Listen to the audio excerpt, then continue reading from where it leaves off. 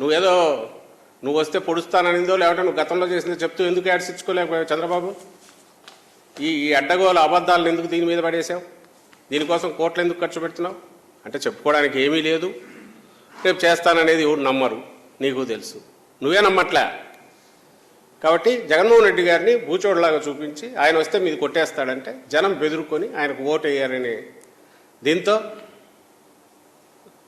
దుష్ట పన్నాగంతో విషపూరితమైన ఆలోచనతో ఈ పని చేశాం. మళ్ళీ అడుగుతున్నాం, ఎందుకు ఆ రోజు ఆ బిల్లుకు సపోర్ట్ చేసావు? మొన్న అడిగాము కానీ సంజాయిషి లేదు, దానికి ఎక్స్ప్లెనేషన్ ఇవ్వాలా. పోనీ తర్వాత నీలో ఏదన్నా ఇది వచ్చింది అనుకుంటే ఇంత ప్రాసెస్ 19లో ఆమోదించిన బిల్లు తర్వాత ఇన్ని సంవత్సరాలు దాన్ని డ్యూ కోర్స్ పోతున్నప్పుడు మధ్యలో ఎక్కడా దీన్ని ఎందుకు మేము రియలైజ్ అయ్యాము, ఇదిగో ఈ కారణాలు వద్దంటున్నామని ఎందుకు అనలేదు? ఇప్పుడు ఎన్నికల ముందు మాత్రమే 4 రోజులు 3 రోజుల పోలింగ్ ఉందనుకో ఈ అడ్డగోలు దుష్ప్రచారానికో విష ప్రచారానికో ఎందుకు తెరలేపావు? సరే, పొలిటికల్గా ఎన్నెన్నా అనుకుంటాం, ప్రజలను భయభ్రాంతులను చేయడం అనేది ఒక రాజకీయ పార్టీ, ఏ రాజకీయ పార్టీ అయినా అది కరెక్ట్ పద్ధత. ఈసీ పర్మిషన్ దీనికి ఇచ్చిందంటే అంతకంటే ఘోరం ఉండదు. అసలు ఈసీని అప్రోచ్ చేయారలేదు తెలియదు. మేము ఇవ్వచ్చు ఇట్లాంటివి చంద్రబాబు గురించి. కానీ ప్రజలకు ఇది అవసరం. మరి ఓట్లు వేసేటప్పుడు ఇది చూసి వేస్తారా? ఇప్పుడు అడ్డంగా బుక్ అయినట్టే కదా. శాసనసభలో ఆమోదించారు, శాసనమండలిలో ఆమోదించారు, ఎక్కడా వ్యతిరేకించలే.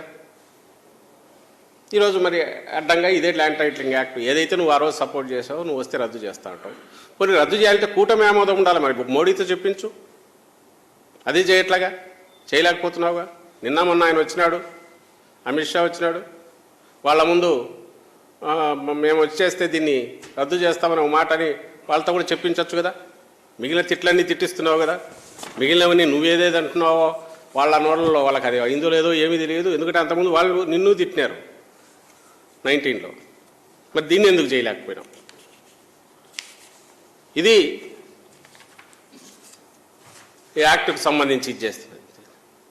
ఈ బిల్లు అప్రూవ్ అయ్యి యాక్ట్ అయిపోయి ఇంతకాలమైనాక ఈరోజు చేసే దుష్ప్రచారము, ఇంకా దీన్ని ఏ భాషలో తిట్టాలన్నా కూడా ఇంతకంటే ఏం తిట్టాలన్నా కూడా అర్థం కావట్లా. దీని తర్వాత 3 విభిన్నమైనవి.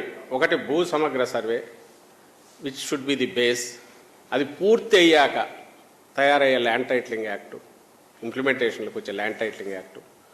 3వది రిజిస్ట్రేషన్ల మీద అదెక్కడ అన్యాయం, దారుణము. ఈ రిజిస్ట్రేషన్లు, ఈ స్టాంపింగ్ జరిగి సంప్రదాయమైన పద్ధతి నుంచి దీనికి ఎప్పుడైతే ఇప్పుడు మారి జరుగుతుందో ఆల్ ఆఫ్ ఏ సడన్ 10-15 రోజుల నుంచి అడ్డగోలు విష ప్రచారం చేస్తున్నారు. 3 కలిసి మీ ఆస్తి మీది కాదంటారు, జిరాక్స్ కాపీ మీకు ఇచ్చే జిరాక్స్ కాపీ అంటారు, అసభ్యంగా మాట్లాడుతున్నారు. మళ్ళీ రిపీట్ చేయలేని మాటలు బహిరంగ సభల్లో. ఓల్డేజ్ వల్ల వచ్చిందో ఏదో తెలియదు కానీ అతను మాట్లాడుతున్న మాటలు అది వెకిలిగా నవ్వుతూ మాట్లాడుతున్నాడు. సరే, దానికి సంబంధించి కూడా చూపుతాను. అవి ఒకసారి డాక్యుమెంట్ చూపు.